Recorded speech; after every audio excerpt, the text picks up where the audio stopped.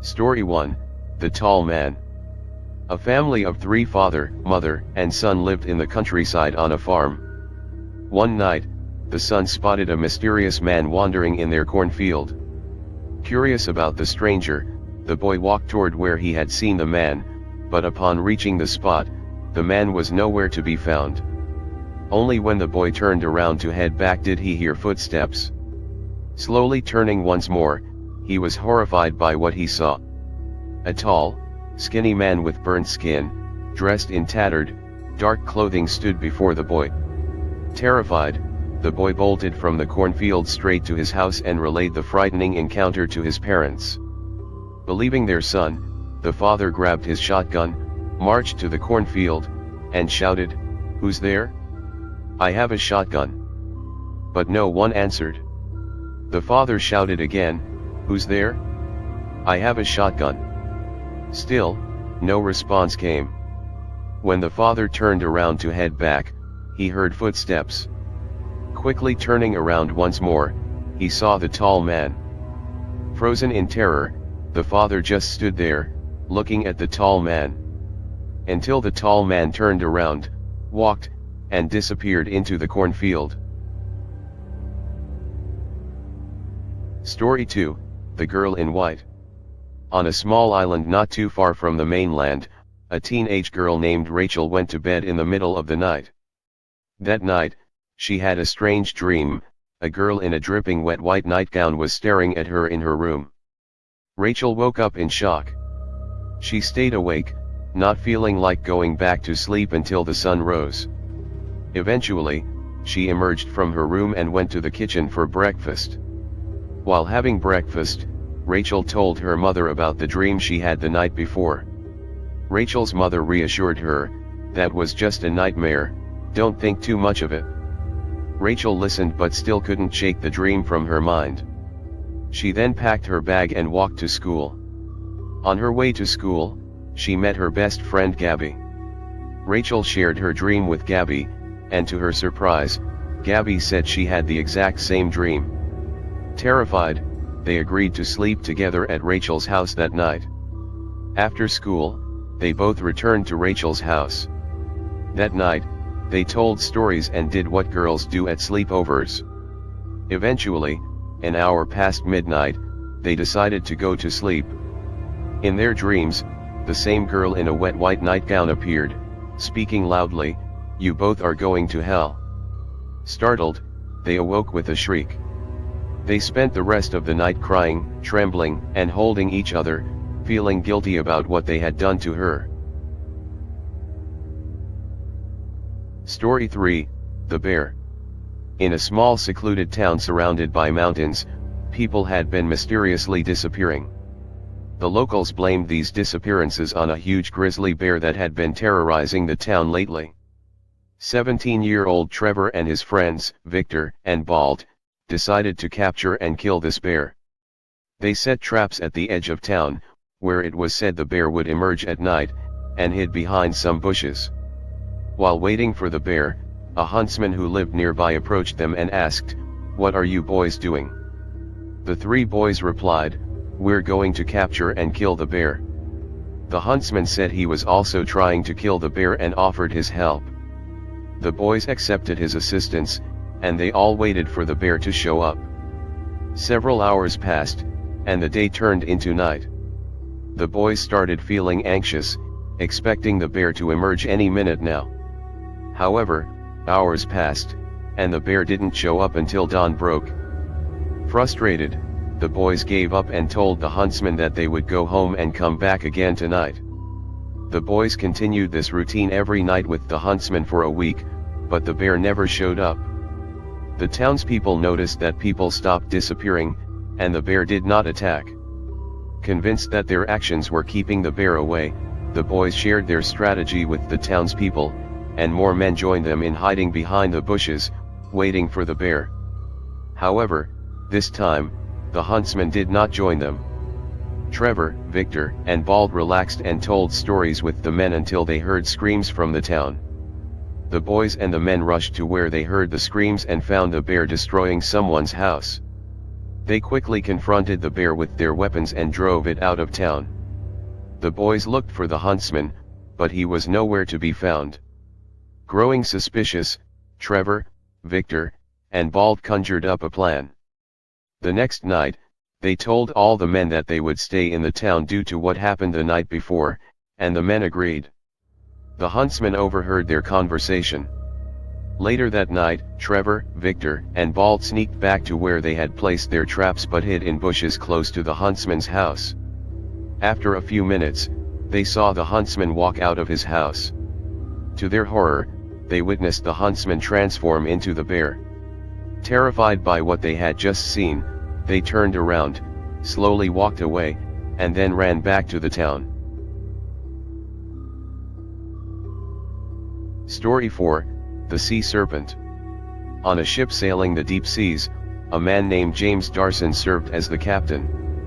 One day, the vessel collided with an unexpected obstacle. The crew, shocked and alarmed, pondered the impossibility of hitting something in the vast ocean. James rushed to the ship's edge and peered down, only to be horrified by the sight of a massive serpent-like creature with fins and gills swimming beneath. He alerted his crew, who froze in terror, realizing there was no escape from this aquatic monster.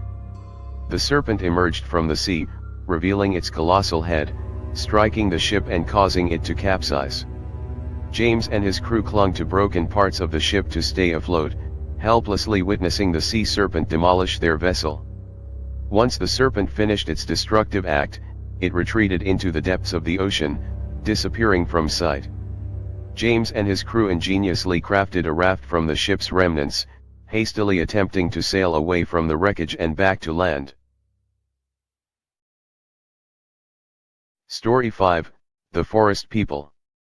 Stephen Jefferson and his son Ben were camping in a vast forest. They sat by the campfire, sharing stories, and when they were done they went into their tents and went to sleep.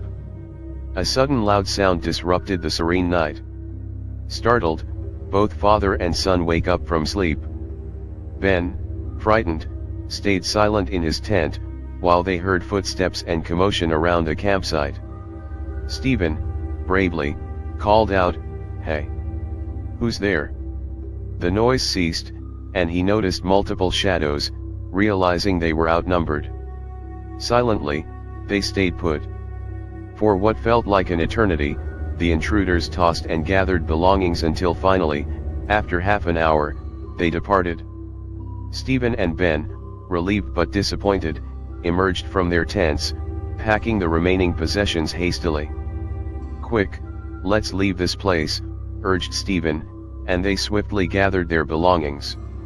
Once packed, they ran out of the forest, their pace quickening when they realized people were emerging from the trees, the same raiders.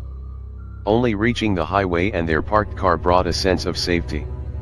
As they drove away, Stephen and Ben reflected, realizing that lingering any longer could have led to a perilous encounter with the mysterious inhabitants of the forest. Story 6, The Abandoned Hospital. Zach and Tony were walking back from school when they noticed an old abandoned hospital. "Let's check it out," Tony said. "Sure," Zach replied, and they both entered the hospital with excitement, joking around and jump-scaring each other. As they explored, they came across a hallway where the lights were on. "I thought this was old and abandoned, why are the lights still working?" Zach asked. "Who knows, maybe the hospital still gets power," Tony speculated. They both passed that hallway and continued exploring. When they felt done exploring, they turned around to go back to the entrance. That's when strange things started happening. While retracing their steps, they saw that things that were once there were no longer present. Feeling scared, Zach and Tony started running back to the entrance. However, everything was disoriented. The floor was the ceiling was the floor, the left side was the right, and the right side was the left. Struggling to navigate, the two boys kept running until they noticed the walls getting thinner and thinner. They continued running until they spotted the entrance, and just as the walls were about to crush them, they jumped straight through, exiting the hospital. When they both got up and looked around, they realized they were in an entirely different location from where they first entered. Story 7, The Frozen. Terry Madsen is an archaeologist. One morning, while exploring a newly discovered, very old tomb in Egypt, he comes across a square-shaped door made of cement on the floor. Intrigued, he opens the door. Upon opening it, he sees a very old ladder leading downwards. As he descends, he reaches the bottom and is stunned by what he sees, people who appear frozen in time. Shocked, he carefully walks up to them, examining their attire, realizing they are from a bygone era, showing no signs of awareness about their predicament. Looking around, Terry realizes this is another layer of the tomb, with frozen people seemingly caught in various tasks. Just as he is about to inspect them and the tomb further, the structure starts shaking. The tomb begins to collapse. Terry hastily climbs the ladder, narrowly escaping before the tomb caves in. He emerges unharmed but looks back to see the entire tomb crushed in rubble. When he attempts to find remains, there is nothing, as if they had mysteriously disappeared. Story 8, The Mirror. A family of 4 moves into an old house in the middle of the forest. One afternoon, the firstborn son and lastborn daughter were playing in the attic when the son noticed something covered with a piece of cloth. He goes up to it and removes the cloth, revealing an old rusted mirror.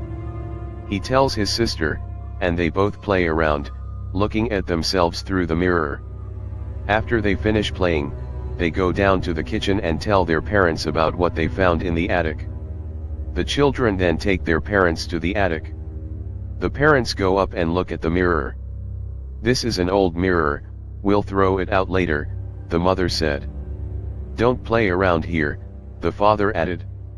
The children then go outside the house to play. As it gets dark, the children decide to go back inside. The sun sets, and the family has dinner. After a few hours, the children go to bed. At 2 o'clock in the night, the son wakes up and hears voices coming from the attic. He gets out of bed, follows the voices, and goes up to the attic. Facing the mirror, he sees in the background of his reflection his grandparents. His sister notices him leaving and catches up to him in the attic. She looks at his face and sees that he is in shock. He turns around to his sister. "I see Grandma and Grandpa," he said. "Really? Let me see," she said. But when she looks through it, she sees nothing but their reflection. Only he sees their grandparents. Then they both go back to bed. The next morning, their aunt calls their mother and says that their grandparents died in a hospital after getting into a car crash. Story 9, The Dead. Ted Sully worked as a gravekeeper in a vast cemetery that had been used to bury the deceased for centuries. One night, while patrolling the grounds, he noticed someone creeping around. When he caught up to the person, they quickly ran away. However, Ted could see that it was a skinny old woman. Despite his attempts to chase her, he couldn't catch up. She was surprisingly agile for her age. Frustrated, Ted returned to the gravesite where he had spotted the woman and discovered numerous straw dolls scattered around. Intrigued, he picked one up and examined it, realizing it was shaped like a human with needles poking into its head. Suddenly, the ground began to shake, and the dead started emerging from their graves. Horrified, Ted sprinted away from the cemetery to the city. Upon reaching the city, he shared his experience, and a crowd believed him, following him back to the cemetery. Strangely, upon their arrival, there were no signs of the dead, and the graves appeared undisturbed. The angry crowd accused Ted of lying and returned to the city. Confused, Ted scratched his head. Was I just imagining things? He wondered. He thoroughly inspected the cemetery but found nothing out of the ordinary. Exhausted, he sought refuge under a tree and fell asleep.